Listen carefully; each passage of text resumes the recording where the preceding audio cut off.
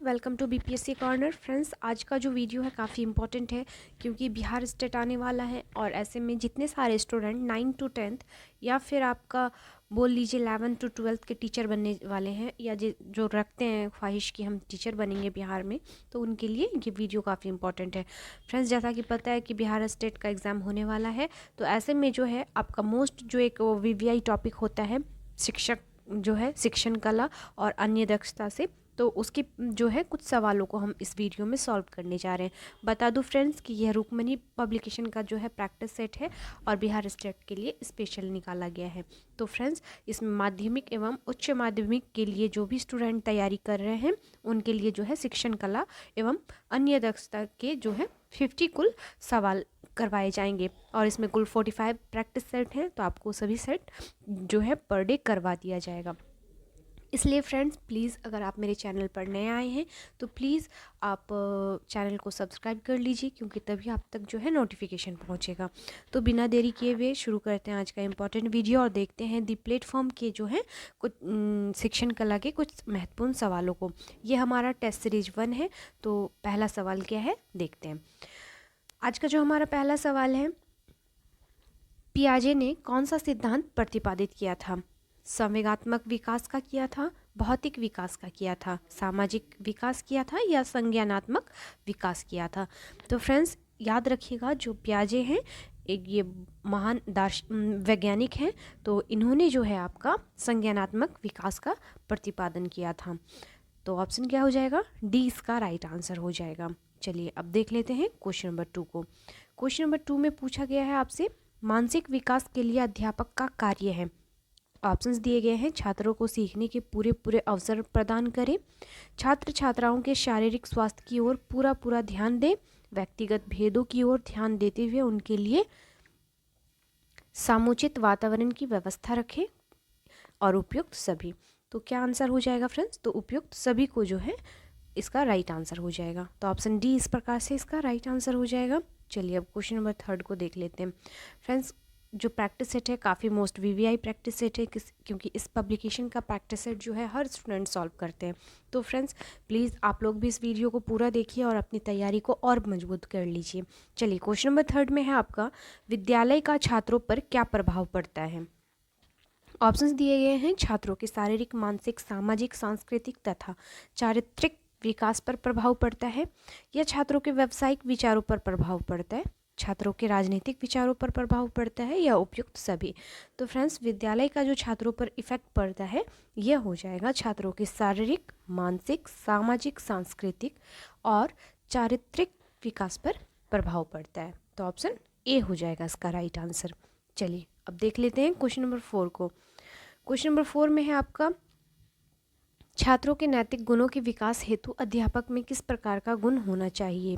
Options दिए गए हैं, एक कठोर प्रशासन के गुण होने चाहिए, एक योग्य अध्यापक के गुण होने चाहिए, एक राजनेता के गुण होने चाहिए, या एक अच्छे सामाजिक कार्यकर्ता के गुण उनमें होने चाहिए। तो फ्रेंड्स, आपको याद रखना होगा कि छात्रों में नैतिक गुणों के विकास हेतु जो होता है अध्यापक में आपका एक योग्य अध्यापक के गुण होने चाहिए। ऑप्शन बी हो जाएगा इस प्रकार से। तो कई बार आप जो है ऑप्शंस एलिमिनेट करके भी आंसर दे सकते हैं फ्रेंड्स, तो आपको बस थोड़ा ऑप्शंस को अच्छे से पढ़ना होगा और फिर आप आंसर जो है आराम से कर सकेंगे। चलिए क्वेश्चन नंबर 5 में है आपका, मनोविज्ञान का शिक्षा के क्षेत्र में योगदान है। ऑप्शंस हैं, ऑप्शन ए है, अब शिक्षा बाल केंद्रित हो गई है, शिक्षा छात्रों से निकट का संपर्क स्थापित करने का प्रयास करता है, शिक्षक को छात्रों की आवश्यकता का ज्ञान हो सकता है, या उपयुक्त सभी। तो फ्रेंड्स, इसका राइट आंसर हो जाएगा जो मनोविज्ञान का शिक्षा होता है या शिक्षा के क्षेत्र में जो इसका योगदान होता है उपयुक्त सभी होता है। याद रखिएगा, ऑप्शन डी हो जाएगा। चलिए नेक्स्ट देख लेते हैं, शिक्षा मनोविज्ञान का अध्ययन शिक्षकों के लिए उपयोगी है क्योंकि। ऑप्शंस दिए गए हैं, इसका प्रयोग वह दूसरों को प्रभावित करने के लिए करता है, इससे वह परीक्षा उत्तीर्ण कर उपाधि प्राप्त कर सकता है, इसकी सहायता से अपने शिक्षण को प्रभावी बना सकता है, या वह शिक्षक को आत्मसंतुष्टि प्रदान करता है। तो क्या हो जाएगा इसका राइट आंसर? ऑप्शन सी हो जाएगा फ्रेंड्स, इसकी सहायता से अपने शिक्षण को प्रभावी बना सकता है, इसलिए उपयोगी होता है। तो याद रखिएगा। चलिए अब देख लेते हैं क्वेश्चन नंबर 7 को। आजकल शिक्षा में प्रचलित प्रवृत्ति यह है कि क्या है, ऑप्शंस दिए गए हैं। छात्रों की विकास वृद्धि का मूल्यांकन उनके व्यवहार के माध्यम से किया जाए, छात्रों पर किसी पर भी प्रकार का नियंत्रण लागू ना किया जाए, छात्रों पर अधिक प्रभावी अनुशासन नियम लागू किया जाए, या छात्रों के पाठ्यक्रम को सुदृढ़ किया जाए। तो क्या हो जाएगा फ्रेंड्स इसका आंसर? तो इसका आंसर हो जाएगा छात्रों की विकास वृद्धि का मूल्यांकन उनके व्यवहार के माध्यम से किया जाए। तो यह एक जो है प्रचलित प्रवृत्ति है। तो ऑप्शन ए इसका राइट आंसर हो जाएगा। आगे देखते हैं फ्रेंड्स क्वेश्चन नंबर 8 को। और आप लोग अगर बिहार में शिक्षक बनना चाहते हैं तो आपके लिए एस्टेट पास करना जो है फ्रेंड्स काफ़ी अनिवार्य है। और एस्टेट पास कीजिएगा तो आने वाले जो वैकेंसीज़ हैं आपकी फिर BPSC 3.0 में आप जो है आपका जो है आप कैपेबल हो जाएंगे एग्ज़ाम को इस देने के लिए। तो चलिए अब क्वेश्चन नंबर 8 को देखते हैं। क्वेश्चन नंबर 8 में कहा गया है आपका फ्रायड द्वारा प्रतिपादित सिद्धांत है मूल प्रवृत्त्यात्मक, आत्मीकरण, मनोविश्लेषणात्मक या प्रेरणा आपूर्ति सिद्धांत। तो फ्रायड द्वारा जो प्रतिपादित सिद्धांत है कौन सा है? तो यह हो जाएगा मनोविश्लेषणात्मक। ऑप्शन क्या हो जाएगा? सी इसका राइट आंसर हो जाएगा। ये ऐसा टॉपिक है जिसमें से आपको जो है 30 क्वेश्चन स्कूल पूछे जाते हैं टीचिंग एप्टीट्यूड से। तो आप कम से कम 25 भी अप्रॉक्स बना लीजिएगा तो बहुत हो जाएगा, क्योंकि 30 में कम से कम 25 आपको आने ही चाहिए। तो आपके लिए इजी हो जाएगा इस एग्ज़ाम को निकालना। चलिए अगले सवाल को देखते हैं। आपके विचार में चिंतन शक्ति विकसित करने का क्या उपाय हो सकता है? ऑप्शन दिए गए हैं। छात्रों को समस्या समाधान विधि से पढ़ाया जाए, छात्रों को खोज एवं ब्रेन स्टॉर्मिंग विधि से पढ़ाया जाए, छात्रों में स्वयं अध्ययन की आदत का विकास किया जाए, या उपयुक्त सभी। तो आपके विचार में क्या है? चिंतन शक्ति विकसित करने के लिए स्टूडेंट के लिए क्या उपाय अपनाएंगे? तो इसका राइट आंसर क्या हो जाएगा? ऑप्शन ए, छात्रों को समस्या समाधान विधि से पढ़ाया जाए। चलिए अब क्वेश्चन नंबर 10 को देख लेते हैं। आकलन का उद्देश्य क्या है?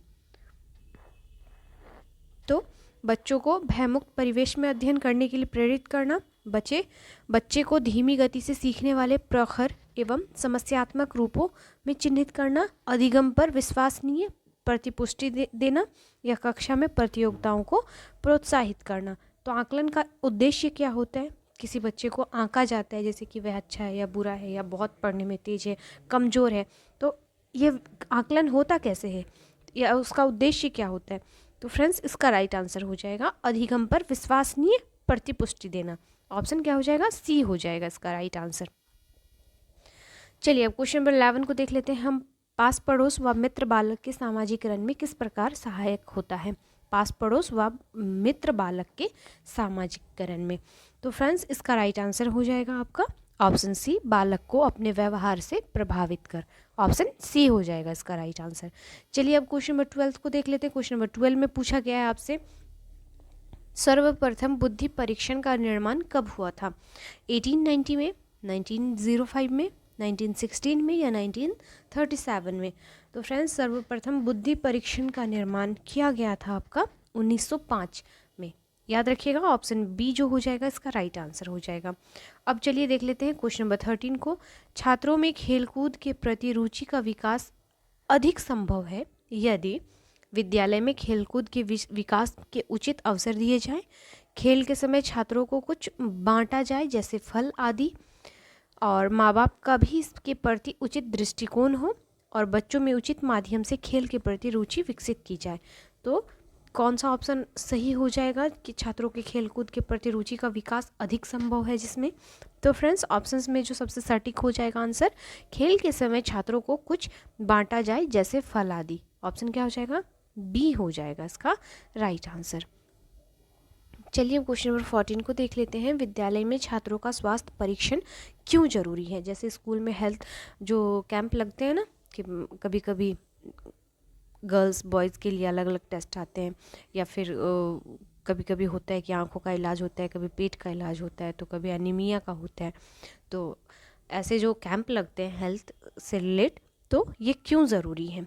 घर पर स्वास्थ्य परीक्षण में समय अधिक लगता है इसलिए होता है। विद्यालय में डॉक्टर आकर एक ही समय में कार्य कर जाता है। माँ बाप के पास इतना धन उपलब्ध है कहा नहीं जा सकता है या यदि विद्यालय का दायित्व है, यह विद्यालय का दायित्व है। तो फ्रेंड्स आपके हिसाब से क्या आंसर होना चाहिए? तो सभी ने सही सोचा है। इसका राइट आंसर यह विद्यालय का जो होता है दायित्व होता है कि उनका जो है छात्रों का सही समय पर या समय समय पर परीक्षण या उसका ट्रीटमेंट किया जाए। चलिए अब देख लेते हैं क्वेश्चन नंबर 15 को। कोई छात्र गणित में काफ़ी कमज़ोर है, आप उसकी सहायता के लिए क्या करना चाहेंगे? प्रधानाध्यापक से इस विषय में परामर्श लेंगे, उस छात्र के माँ बाप से समुचित परामर्श लेंगे, या उस छात्र से बात करके पता लगाएंगे कि गणित में उसकी क्या दिक्कत और तत्पश्चात उसे दूर करेंगे, या कक्षा में गणित में सबसे तेज छात्र को आदेश देंगे कि वह उस कमज़ोर छात्र की मदद करें। तो फ्रेंड्स सभी को इसका आंसर क्लियर रूप से पता होगा। उस छात्र से आप बात करेंगे खुद और पता लगाएंगे कि गणित में उसकी क्या दिक्कत है, और फिर जो है आप उसको उसकी प्रॉब्लम को दूर करेंगे। चलिए अब क्वेश्चन नंबर 16 को देख लेते हैं।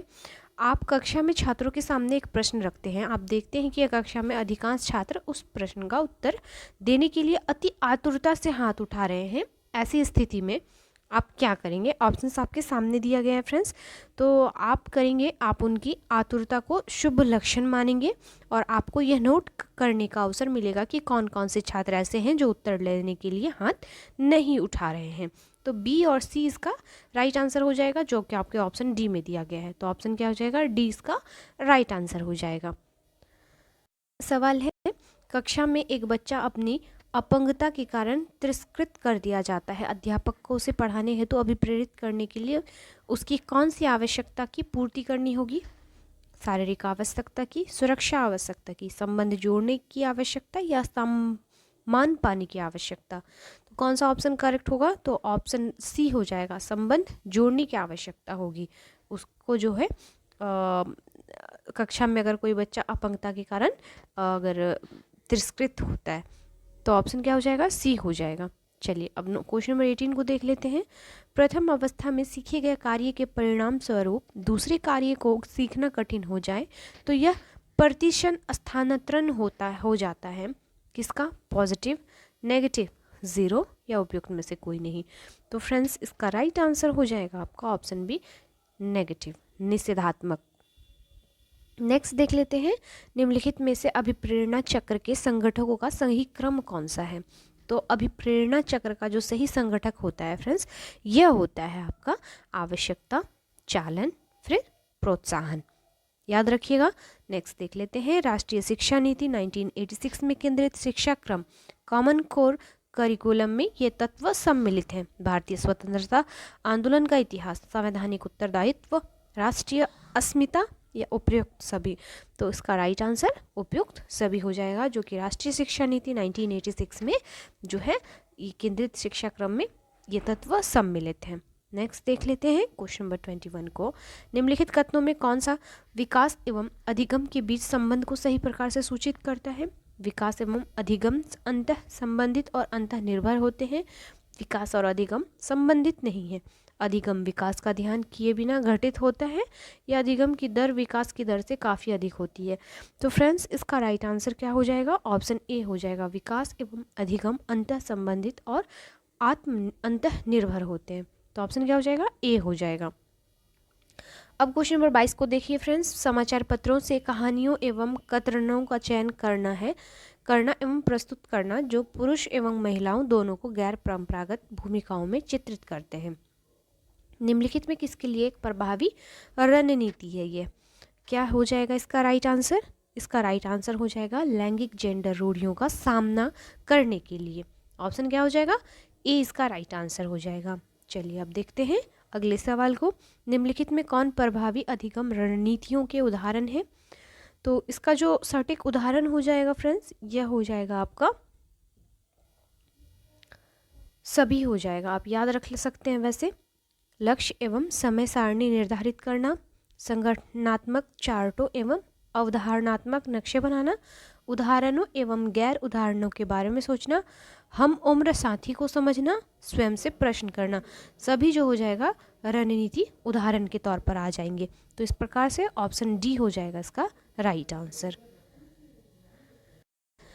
अगला सवाल है, एक कक्ष में एक शिक्षक को क्या करना चाहिए? तो फ्रेंड्स इसका राइट आंसर हो जाएगा ऑप्शन डी, उदाहरण एवं गैर उदाहरण दोनों देने चाहिए। नेक्स्ट देख लेते हैं क्वेश्चन नंबर 25 को। शिक्षक को उत्तर पुस्तिका का मूल्यांकन कैसे करना चाहिए? सभी छात्रों को एक औसत नंबर देना चाहिए। उत्तर पुस्तिका की जांच सावधानीपूर्वक करनी चाहिए। उत्तर पुस्तिका का मूल्यांकन एक अच्छे छात्र से करवाना चाहिए या कमज़ोर छात्र को अच्छे नंबर देने चाहिए जिससे वह ज़्यादा आगे कटा हुआ है फ्रेंड्स। तो आंसर मैं बता देती हूँ इसका राइट आंसर हो जाएगा उत्तर पुस्तिका का मूल्यांकन एक अच्छे छात्र से करवाना चाहिए। तो ऑप्शन क्या हो जाएगा? सी हो जाएगा इसका राइट आंसर। अगला सवाल है, पुरुष और महिलाओं की भूमिकाओं का निर्धारण समाज करता है, कथन बताता है कि। क्या कथन बताता है फ्रेंड्स? तो यह कथन बताता है हमें कि लैंगिकता एक सामाजिक अवतरण है। ऑप्शन सी इसका राइट आंसर हो जाएगा। नेक्स्ट देख लेते हैं, दिव्यांगजन अधिकार अधिनियम लागू किया गया कौन से वर्ष, ये बताना है आपको। तो फ्रेंड्स 2016 में जो है इसे लागू किया गया। अगला सवाल है आपका, निशुल्क अनिवार्य बाल शिक्षा अधिकार अधिनियम बच्चों की निशुल्क शिक्षा के अधिकारों को सुनिश्चित करता है। तो कितने से कितने वर्ष तक के लिए सुनिश्चित करता है ये? तो यह करता है आपका 6 से 14 वर्ष के बच्चों के लिए, याद रखिएगा। चलिए अब क्वेश्चन नंबर 29 को देख लेते हैं। जिस दिए गए कार्य को करते समय बच्चे स्वयं आनंद लेते हैं या अनुभव प्राप्त करते हैं उसे डैश कहा जाता है। तो उसे कहा जाता है फ्रेंड्स ड्रिल और अभ्यास कार्य, याद रखिएगा। ऑप्शन डी हो जाएगा। नेक्स्ट, बहुसंवेदी शिक्षण अधिगम की प्रविधि में अधिगम संवर्धन हेतु श्रव्य, स्पर्श और संवेदनाओं का एक साथ प्रयोग किया गया है। कर्ण कोटर, प्रत्यक्षीकरण, अवलोकन या गतिबोधक। तो किसमें किया गया है? तो इसका राइट आंसर हो जाएगा गतिबोधक में। ऑप्शन डी इसका राइट आंसर हो जाएगा। अब जो है फ्रेंड्स आपके मैथ्स के सवाल हैं, तो चलिए उन संख्याओं का चयन करें जो आगे जो है प्रश्न चिन्ह के यहाँ पर जो है आ सकती है। तो कैसे, कौन से डिजिट कैसे बढ़ रहा है ये आपको अच्छे से देखना है। संख्याओं को गौर से देखने पर आप पाएंगे फ्रेंड्स जो 97 है इसमें जब हम +4 ऐड करेंगे तो 101 आ जाएगा, और 86 में जब हम 3 ऐड करेंगे तब क्या आ जाएगा आपका +3 करेंगे तो आपका 89 आ जाएगा। यही क्रम आपको जो है आगे लेके जाना है। फिर आपको क्या करना है, 101 में अगर आप 6 जोड़ देंगे तो फिर क्या आ जाएगा 107 आ जाएगा, और 89 में जब आप 3 जोड़ेंगे तो यहाँ पे आ जाएगा आपका 94, और फिर जब 107 में जब आप 5 जोड़ देंगे 8 जोड़ देंगे तो आपका आ जाएगा 115। तो 94 और 115 किस में है? तो ऑप्शन डी में दिया गया है। तो इस प्रकार से आपका आंसर आ जाएगा ऑप्शन डी। यहाँ पे बस करना क्या है, +8 करना है और +3 करना है। तो आप कर सकते हैं ईजिली वे में सॉल्व। सवाल है, नीचे दिए गए 4 विकल्पों में 3 किसी प्रकार से संगत हैं और 1 असंगत है, चयन करना है आपको। तो इसका राइट आंसर हो जाएगा जो असंगत है √9 हो जाएगा इसका आंसर। चलिए अब क्वेश्चन है, समरूप युग्म पूर्ण करें। जैसे रक्त अल्पता का संबंध रक्त से, वैसे अराजकता का संबंध किससे होगा? तो अराजकता कब फैलती है? जब आपका क्या होता है फ्रेंड्स, तो क्या होता है जब सरकार विफल होती है। तो ऑप्शन क्या हो जाएगा? बी हो जाएगा इसका राइट आंसर। अगला सवाल है, राम और श्याम भाई हैं, रेखा सारिता की पुत्री है, सारिता श्याम की पत्नी है, रेखा का राम से क्या संबंध है? तो जब आप सॉल्व करेंगे फ्रेंड्स तो ये आपका आंसर आ जाएगा भतीजी। नेक्स्ट देख लेते हैं क्वेश्चन नंबर 35 में, यदि किसी निश्चित कोड में मास्टर को इतना लिखा गया है D16W22U8 के रूप में लिखा जाता है तो शक्ति को उसी कोड में कैसे लिखा जाएगा? तो फ्रेंड्स इसमें क्या किया है, जैसे कि MASTER इन्होंने किया है, जैसे कि M आता है आपका 30 नंबर पे और A आता है आपका 1 नंबर पर। तो इसे जब आप सॉल्व करेंगे फ्रेंड्स तो इसका आंसर क्या आ जाएगा? बी आ जाएगा। ऑप्शन क्या हो जाएगा? बी आ जाएगा। चलिए अब नेक्स्ट देख लेते हैं, ए का 33.33% इजिकल टू बी है, बी का 1.5 इजिकल टू सी और 1/8 हो तो ए बी सी का बराबर है। तो फ्रेंड्स इसे जब आप सॉल्व करेंगे तो इसका राइट आंसर आ जाएगा ऑप्शन सी 9:2:24। चलिए नेक्स्ट देख लेते हैं क्वेश्चन नंबर 37 को, ए बी किसी दूरी को क्रमशः 20 किलोमीटर घंटा तथा 30 किलोमीटर घंटा की चाल से तय करता है। यदि ए बी को 45 मिनट से अधिक लगता है तो दूरी क्या है, तो दूरी हो जाएगा फ्रेंड्स आपका 45 किलोमीटर। आगे का सवाल है आपका, यदि 2000 रुपये की 5% वार्षिक चक्रवृद्धि ब्याज की दर से कोई साहूकार कर्ज देता है तो 2 वर्ष के बाद उसे कुल कितनी राशि प्राप्त होगी, तो उसे प्राप्त होगी कुल 2205 रुपये। अगला सवाल है, पेट्रोल की कीमत 75 रुपये प्रति लीटर है। पहले कीमत में 20% की वृद्धि, उसके बाद 10% की कमी। अब पेट्रोल की कीमत क्या होगी, तो इसका आंसर आ जाएगा 81.54। अगला सवाल है आपका, PQR का औसत भार 58 किलोग्राम है। यदि PQ का औसत भार 54 किलोग्राम तथा QR का औसत भार 48 किलोग्राम है तो Q का भार ज्ञात कीजिए। तो फ्रेंड्स इसका राइट आंसर हो जाएगा 30 kg, ऑप्शन ए हो जाएगा। आगे का सवाल है, छौ बिहार के अतिरिक्त किस राज्य का भी लोक नृत्य है। यह सवाल कई बार एग्जाम में पूछा गया है, तो याद रखिएगा फ्रेंड्स, यह जो है आपके पश्चिम बंगाल का अतिरिक्त जो है एक लोक नृत्य है। इसे पश्चिम बंगाल में भी मनाया जाता है। और छौ जो है मुख्यतः झारखंड, उड़ीसा का भी लोक नृत्य माना जाता है। तो यहाँ पे आपके ऑप्शंस में नहीं दिया गया है, तो पश्चिम बंगाल हो जाएगा। अब अगला सवाल है, कर्क रेखा किस राज्य के मध्य से नहीं गुजरती है। तो फ्रेंड्स कर्क रेखा अगर आपको पता होगा कि भारत के कुल जो है 8 राज्यों से होकर गुजरती है। गुजरात, राजस्थान, मध्य प्रदेश, छत्तीसगढ़, झारखंड, पश्चिम बंगाल, त्रिपुरा एवं मिजोरम। और फ्रेंड्स जिस राज्य से होकर नहीं गुजरती यह बिहार हो जाएगी। तो ऑप्शन ए इसका राइट आंसर हो जाएगा। अगला सवाल है, भारत में हरित क्रांति के जनक कौन थे।